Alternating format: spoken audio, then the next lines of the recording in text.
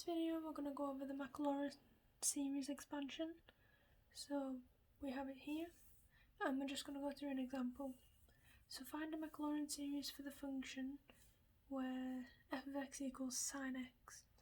So first of all we need to write down our function and the differentials. So we have f of x, which is sine x, and we need to find the first differential, the second, third, and we'll go for the fourth as well.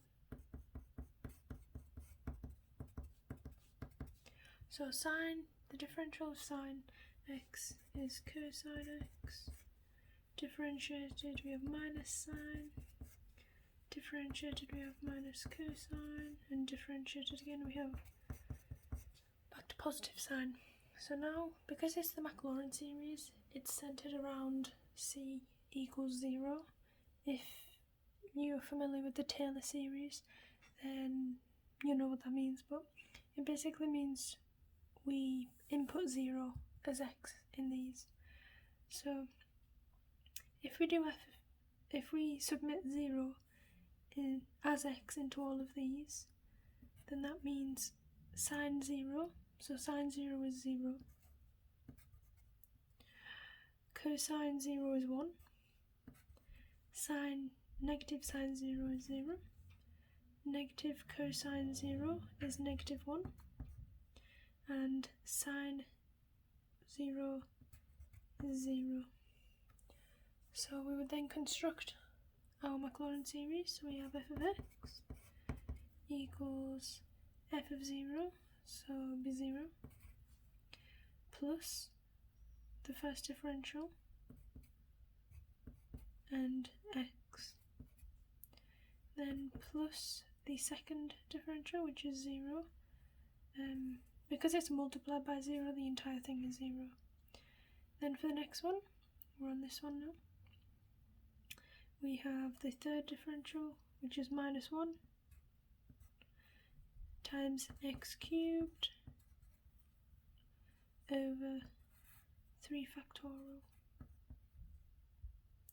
So because every other one is 0, because sine of 0 is, sine of 0 is 0, the only when we get an actual value is when we have cosine. So if we were to continue this, so f to the 5, the function to the fifth differential, we'll get cosine. Just continue this a little bit.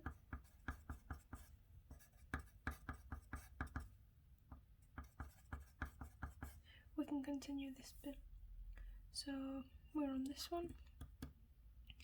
Now the function to the power of 4 is 0, so we skip 1 again, and now we're on this one.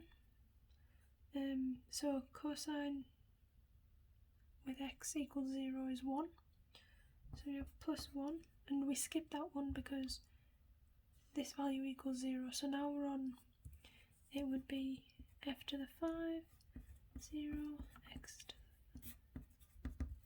so that would follow the pattern as all of these. So we would have 1 times x to the 5 over 5 factorial. Keeping it going, we have 1 times x to the 7 over 7 factorial, and so on and so on. So we could simplify it by just getting rid of all of the zeros that we have. So we have x minus x3 over 3 factorial plus x5 over 5 factorial minus x7 over 7 factorial. And that's how you do a maclaurin series expansion.